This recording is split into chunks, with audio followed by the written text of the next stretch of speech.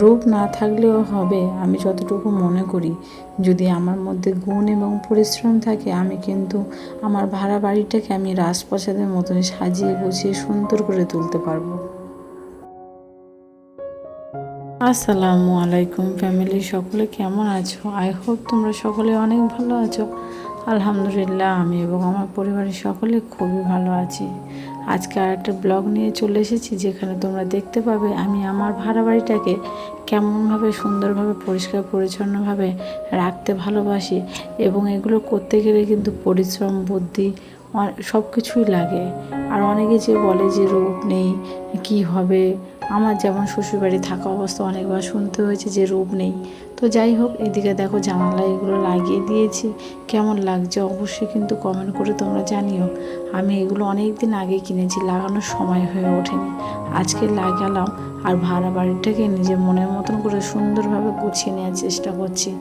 যতবার সুন্দরভাবে সাজাচ্ছি না কেন ততবার মনে হচ্ছে এটা ভাড়া বাড়ি। আচ্ছা বলুন তো, ভাড়া বাড়ি থেকে কি আমাদের সারা জীবনটা কেটে যাবে? আমরা কি আর কোনোদিনও কপালে সুখ পাবো না? কি করব বলো, কিচ্ছু করার নেই।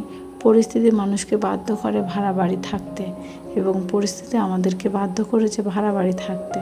তো এদিকে দেখো গুছাচ্ছি। আর সত্যি কথা বলতে, আমি যখন আমার মাটির ঘরে ছিলাম, মানে দরমার ঘরে ছিলাম, তখন একটা কথা বারবার আমার কানের কাছে ভেসে ওঠে যে এ কী ঘর করবে, না আছে রূপ, না আছে কোনো গুণ বা কিছু। আচ্ছা বলো তো, আমার যদি গুণ না থাকতো আজকে ভাড়া বাড়িতে এসে আমি নিজের মনের মতন করে সংসার গুছাতে পারতাম না? আমি যেটা মনে করি, আর আমার গুণ আছে বলে স্বামীর অল্প টাকা হলেও আমি সেইভাবে ম্যানেজ করে থাকতে পছন্দ করি। বিছানার চাদরটা না একটু ছোট, তো সেটা একটু চেপে চুপে ভালোভাবে ঠিকঠাক করে নেওয়ার চেষ্টা করছি। আর এদিকে কিন্তু বিছানাটার চাদরটা যেন কেমন একটা কালার চেঞ্জ হয়ে গেছে। তা ভাবছি সামনে মাসে একটা বিছানার চাদর কিনে নেব, ভালো লাগবে দেখতে, বলো। আর এদিকে দেখো বিছানা, আমি কিন্তু সত্যি কথা বলতে ভাড়া বাড়ি তাই কী হয়েছে, আমার রূপ নেই তাই কী হয়েছে, আমার পরিশ্রম দিয়ে আমি আমার ভাড়া বাড়িটাকে সুন্দরভাবে গুছাতে পছন্দ করি। আর সত্যি কথা বলতে, যদি আমার নিজের এরকম একটা রাজপ্রাসাদ থাকতো, সেটাকেও আমি খুব সুন্দরভাবে গুছিয়ে রাখতাম। কারণ কি বলো তো, আমি মনে করি যে মানে মাটির ঘরটা তো অবশ্যই খুবই সুন্দর, কিন্তু মাটির ঘর থাকতে গেলে পরিশ্রমটা অনেকটাই লাগে। দরমার ঘর তো চারিদিকে ফেটে গেছে, সাপ পোকামাকড়ের ভয়।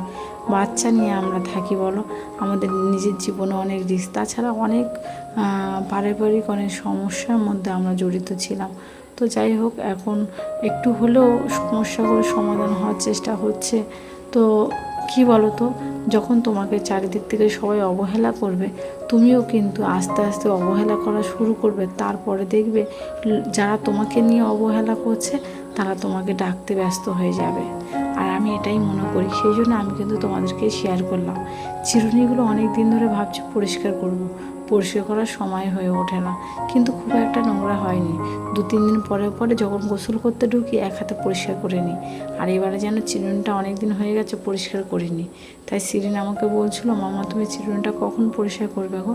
তা আমি বললাম যে মামা একটু ওয়েট করো, আমি ঠিক ফাঁক বুঝে চিরুনিটা পরিষ্কার করব। আজকে গোসল করার আগে দেখলাম যে চিরুনিটা একটু নোংরা হয়েছে, ভাবলাম এক হাতে একটু পরিষ্কার পরিচ্ছন্ন করে নিই। কারণ পরিষ্কার পরিচ্ছন্নতা হচ্ছে আমাদের ধর্মের মধ্যে সবথেকে একটা মানে ধর্মের মধ্যে একটা বড় লেখা, যে পরিষ্কার পরিচ্ছন্নতা থাকাটা ইম্পর্টেন্ট। আর আমরা যেটা মানুষ হিসাবে মনে করি, আমাদেরও কিন্তু পরিষ্কার পরিচ্ছন্ন থাকাটা সব থেকে ইম্পর্টেন্ট। তো সব কিছু মিলিয়ে আমি সত্যি পরিষ্কার পরিচ্ছন্ন থাকতে খুবই ভালোবাসি। সত্যি কথা বলতে, সেখানে পানির অতিরিক্ত কষ্টের কারণে জিনিসপত্র ঠিক মতন পরিষ্কার করতে পারতাম না।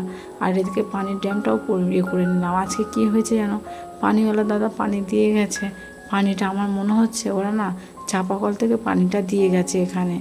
আর পানিটা একদমই ভালো নয়। আর আমি কি বলো তো, আমার অপারেশনের পর থেকে আমি চাপাকলের পানি খেতে পারি না।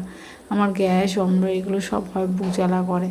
তো আজকে কিন্তু সেম একইভাবেই হচ্ছে, পানিটার মধ্যে কোনো একটা কেনা পানির মধ্যে যেমন একটা ভাব থাকে, ঠিক তেমন ভাব নেই কিন্তু।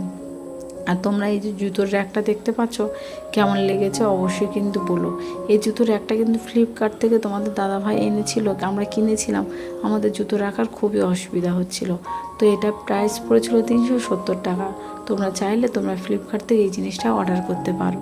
আর এদিকে দেখো আমি কিন্তু বাইরেটাও একটু ঝাঁট দিয়ে দিচ্ছি। কি বলো তো, নিচে পুরোপুরি আমি একাই থাকি। আশেপাশে যে প্রতিবেশীরা ছিল তারা সবাই এখন বাড়িতে গেছে, তারা কেউ নেই এখানে। আমি একা যেহেতু আছি সেই জন্য পরিষ্কার পরিচ্ছন্নটা আমাকে একাই করতে হবে। আর এমনিতে ওরা থাকা অবস্থায়ও আমি কিন্তু করতাম। আর এদিকে ছোটো বাবু দেখো বারবার ক্যামেরার সামনে এসে এদিক ওদিক হাত দেওয়ার চেষ্টা করছে। ওকে দেখে আমার ভয় লাগছে, কারণ কি বলো তো, কোথায় ক্যামেরাটা নতুন ফোনটা ফেলে না দেয়। আর এদিকে দেখো আমাদের বাড়িওয়ালার বোন কতগুলো আম দিয়ে গেছে। প্লাস্টিকে ভাবলাম প্লাস্টিকেই থাকবে, আবার বলছি না, পরের জিনিস বলে যা তাভাবে রাখা যায় না, একটু বঞ্চে গামলিতে ঢেলে রেখে দিই। তার মধ্যে একটা দুটো দেখি না নরম হয়ে গেছে, কেমন একটা গ্যাস বেরিয়ে গেছে। এমনি ঢেলে রেখে দিই, এবার কালকে যখন তার সময় হবে সে এসে ভাঙ বুঝে তার জিনিসপত্রগুলো নিয়ে যাবে। সত্যি কথা বলতে আমার বাবুরাও এইসব জিনিস খেতে পছন্দ করে না। আর এদিকে চলে এসেছি দেখো ছোটো বাবুকে একটু পড়ানোর জন্য। ছোটো বাবুকে একটু পড়াতে বসবো।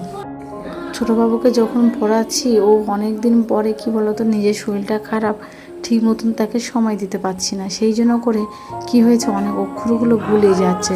আর যতটুকু মনে মনে করছি, ওকে একবেলা পড়ালে হবে না, ওকে দুবেলা পড়াতে হবে, একটু সময় দিতে হবে। সত্যি কথা বলতে পরিস্থিতির চাপে কিংবা শরীরে এতটা অসুস্থ আমি যে আমি ওকে ঠিক মতন পড়াবো সেটাও পাচ্ছি না। কিন্তু কি করব বলো, তোমাদের যেহেতু ওটাও তো বাচ্চা, ওকে একটু সময় দিতে হবে। সেই জন্য ওকে সময় বুঝে আমি একটু ওকে পড়ানোর চেষ্টা।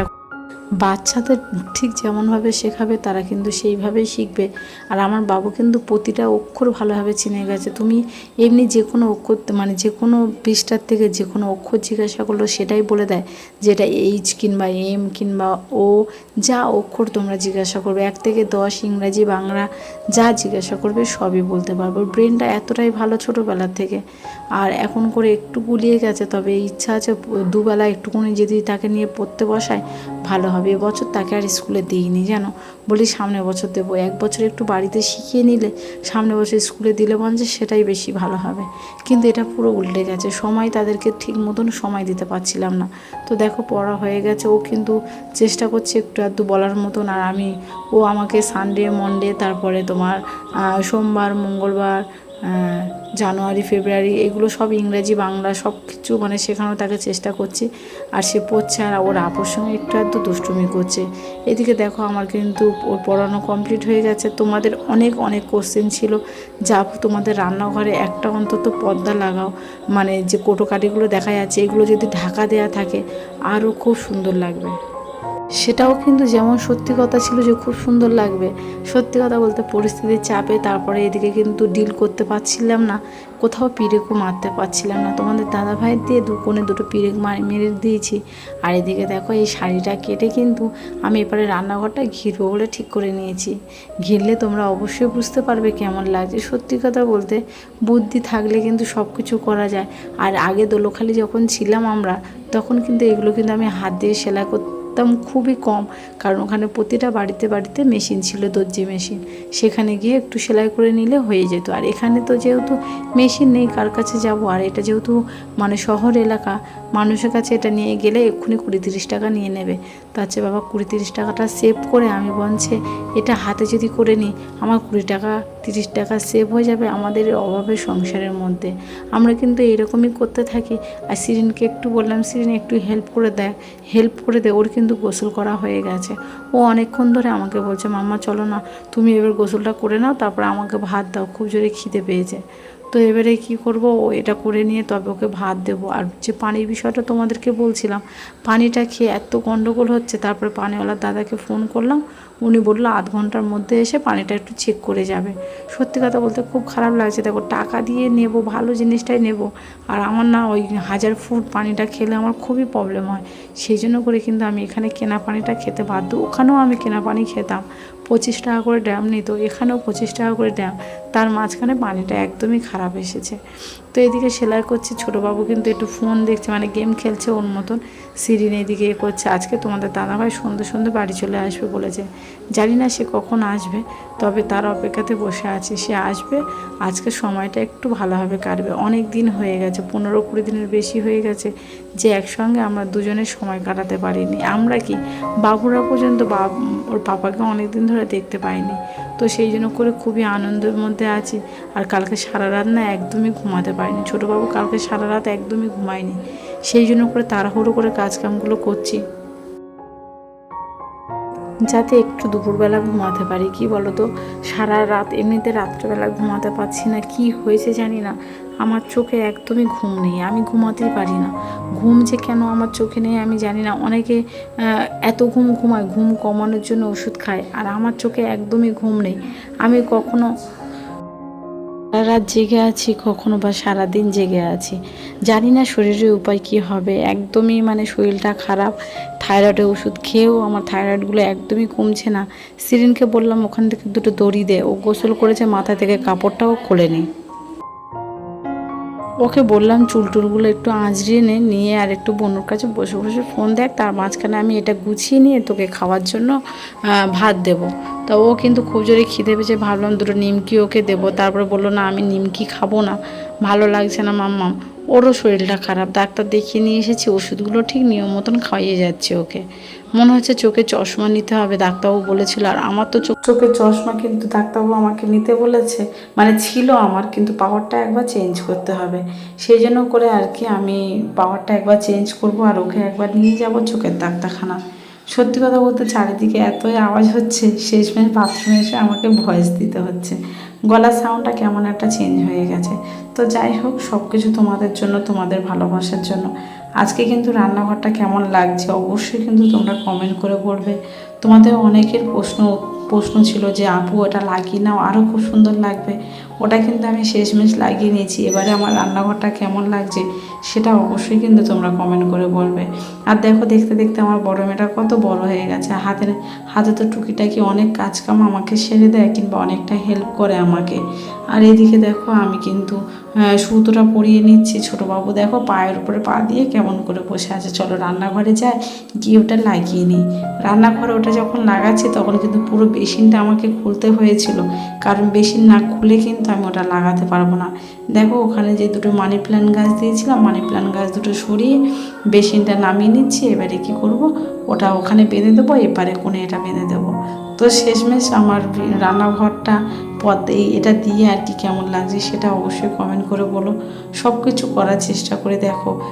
কিছু জিনিস ব্যয় করতে গেলে টাকার অ্যামাউন্টের কথাও ভাবতে হয়। শাড়িটা যে কিনবো, আমি তো এমনিতেই শাড়ি পরি না, খুব ভুল ভবিষ্যতে শাড়ি পরি। তো শাড়িটা ছিল এক জায়গায়, সেখান থেকে নিয়ে এসে তারপর এটা ডিল করতে হয়েছে, দেয়ালটা ডিল করে তবে কিন্তু আমি কাজ করতে পেরেছি। আমার কিন্তু সত্যি ভালো লাগছে এটাই ভেবে যে দেখো আমার শেষমেশ আমার রান্নাঘরটা সত্যি খুব ভালো লাগছে। ভাড়া বাড়িকে যদি এত সুন্দরভাবে সাজিয়ে রাখতে পারি, তাহলে নিজের বাড়ি হলে আমি কি করবো একবার ভাবো। ভাড়া বাড়িটাকে দেখতে দেখতে রাজপ্রাসাদের মতন সুন্দরভাবে, মানে আমি আমার মনের মতন করে সুন্দরভাবে সাজিয়ে নিলাম। যেমন রাজারা নিজের রাজপ্রাসাদটাকে সুন্দরভাবে মনের মতন করে সাজিয়ে নেয়, আমি আমার রান্নাঘর, আমার ঘরদোরগুলো আমি ঠিক আমার মনের মতন করে সাজিয়ে নিতে ব্যস্ত হয়ে যাই। কারণ আমি মনে করি যে সংসারের সবথেকে গুরুত্বপূর্ণ জিনিস হচ্ছে আমার ঘরদোর সব কিছু। সেইগুলো যদি গুছান গাছান থাকে, এর থেকে আর বড় কিচ্ছু হতে পারে না। সেই জন্য করে আমি যতটুকু পারি আমি কিন্তু গুছিয়ে নেওয়ার চেষ্টা করি। আর এইদিকে না পাইপটা যেহেতু ছিল, পর্দাটা একটু একদিকে উঁচু হয়ে যাচ্ছিলো, সেই জন্য করে উঁচু হয়ে গেছে বলে ওখানে কাঁচি দিয়ে একটু কেটে দিয়েছি। দিয়ে দেখো ফিনিশিংটা তোমাদেরকে দেখিয়ে দিই কেমন লাগছে, অবশ্যই কমেন্ট করে বলো। দেখো রান্নাঘরটা দেখলে তো কত সুন্দর লাগছে, আমার কিন্তু বেশ লাগছে দেখতে। তোমাদের কেমন লাগছে সেটা অবশ্যই কমেন্ট করে বলবে, আর সকলে আমাদের জন্য দোয়া করবে। বন্ধুরা তোমরা দেখলে তো সকালবেলা আমি পড়ছিলাম আমার এই নতুন বইটা, আমার আনু কিনে দিয়েছে, আবারও তোমাদের আমি পড়ে দেখাচ্ছি, চলো। আরে এখন আজকের এই পর্যন্ত থাক, সবাইকে টাটা করে দাও। টাটা। বলো আমার জন্য দোয়া করবে। দোয়া করবে, জানো তোমাদের জন্য আমরা জানো বড় হয়ে স্কুলে না যেতে পারি, স্কুলে যেতে পারি। তো আজকের ভিডিওটা এই পর্যন্ত থাকলো। সবার কেমন লেগেছে অবশ্যই কিন্তু কমেন্ট করে জানাবেন। আর যদি ভিডিওটা ভালো লেগে থাকে লাইক করে সাবস্ক্রাইব করে আমাদের পাশে থাকবেন। টাটা।